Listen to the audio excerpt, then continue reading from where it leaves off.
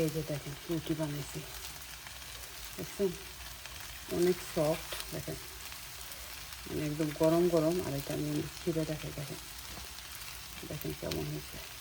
এরকম পকেট রুটি না অনেক মজা লাগে বেগুন ভাজি দিয়ে। বিসমিল্লাহির রহমানির রহিম। খুব হট, নাম্বার 1।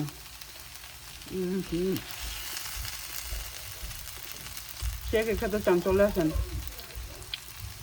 এইভাবে করে আপনারা ট্রাই করবেন, খুবই খুবই মজা।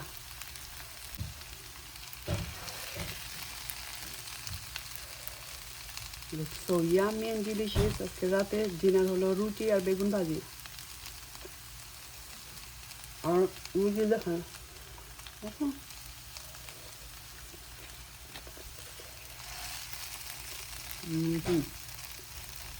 বেগুন ভাজি করব রাতে, বেগুন ভাজি আর রুটি।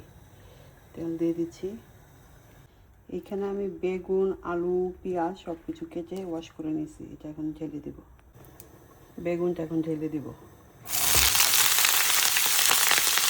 বেগুন ঢেলে দিচ্ছি, salt, turmeric powder, chilli powder, চিনি পাউডার, কাশ্মীরি চিলি পাউডার।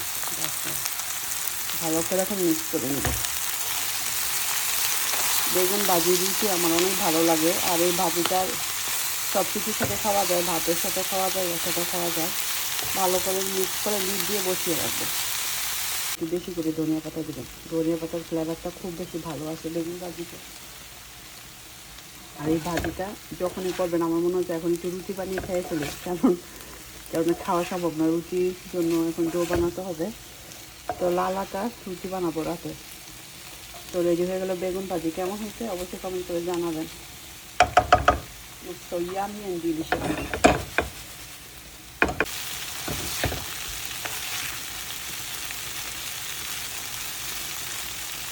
রুটি বানাবো।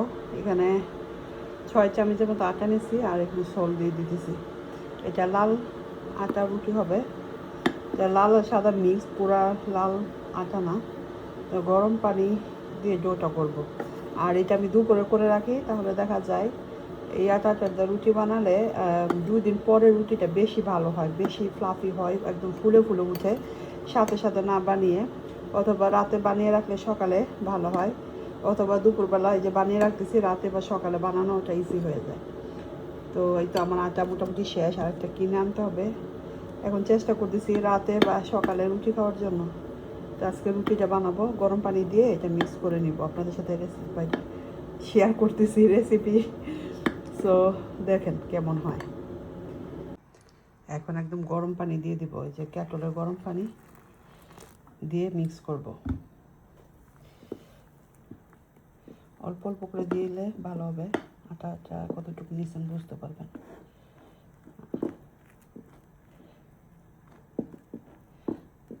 এই হয়ে গেছে। আমি তো এক হাতে ভিডিও করতেছি আর করতেছি, তো এটা আই থিঙ্ক আর লাগবে না, এটা অনেক পানি দিয়ে দিয়েছি।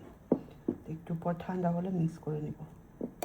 আর যদিও চান অল্প করে গেলে সাইড দিয়ে একটু দিয়ে দিতে পারেন, যদি মনে হয় যে এই আটা রুটিটা অনেক মজা হয়, বাট গরম গরম খেতে হবে। তো আমি আপনাদের দুইটাই দেখাবো, প্রথম বানালে কেমন হয়, আবার 2 দিন পর রুটি বানালে কীরকম হয়। যদি পারি সম্ভব হয় তো দেখাবো। সো দেখতে থাকুন। এই যে এখন একটু ঠান্ডা হয়েছে, হাতে ধরতে পারতেছি, এরকম অবস্থায় মেখে নিতে হবে। একটু গরম আছে, আস্তে আস্তে করে হাত দিয়ে মেখে নেবেন। এই যে আমার রুটির ডো হয়ে গেছে, এরকম একটু শক্ত থাকবে রুটি বানানোর জন্য। এটা যখন ঢেকে রাখবো আরও সফট হবে। তো এটা এখন আমি ঢেকে রেখে দেবো। তো এটা রেডি, এটা এখন রেস্টে থাকবে, তারপর আমি আপনাদের রাতে এটা রুটি। সো এই যে ডোটা দেখেন এতটুকু নিলাম, নিতে এখানে ভালো করে ইয়ে করে নেব।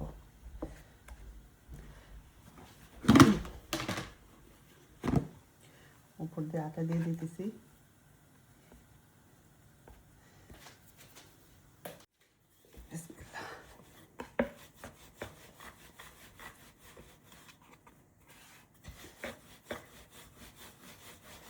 ঘুরিয়ে ঘুরিয়ে গোল করে একটা রুটি বানিয়ে নেব।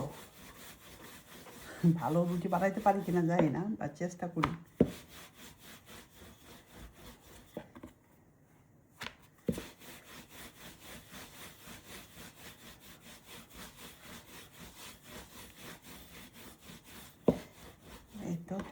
রুটি হয়ে গেছে। সরি, একটু বড় করে রুটি বানাইছি। এই তো রেডি হয়ে গেল রুটি। এখন এটা দিয়ে দিব তাওয়াতে, চলেন। সো রুটিটা এখন দিয়ে দিব 2 মিনিট এভাবে করে এটা হতে থাকবে। এই তো হয়ে গেছে, এখন একটু উঠিয়ে দিব। আস্তে আস্তে করে ফুলতে থাকবে। রুটিটা একদম গরম গরম খেতে হয়, বেশিক্ষণ রাখা যায় না। আপনারা চাইলে কাপড় দিয়েও করতে পারেন, আমি এটা এরকম করে দিব।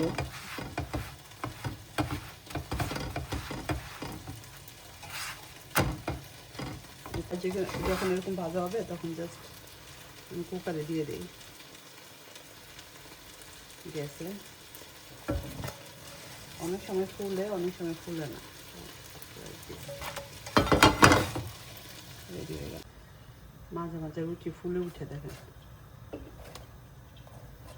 Wow, okay this guys. এই যে দেখেন রুটি বানাইছি, দেখছেন অনেক সফট, দেখেন মানে একদম গরম গরম। আর এটা আমি ছিঁড়ে দেখেন, দেখেন দেখেন কেমন হয়েছে। এরকম পকেট রুটি না, কেকের খেতে চান চলে আসেন, এইভাবে করে আপনারা ট্রাই করবেন, খুবই খুবই মজা।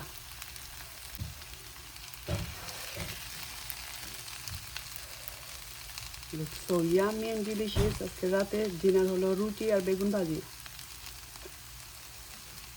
আর রুটি দেখেন, হুম।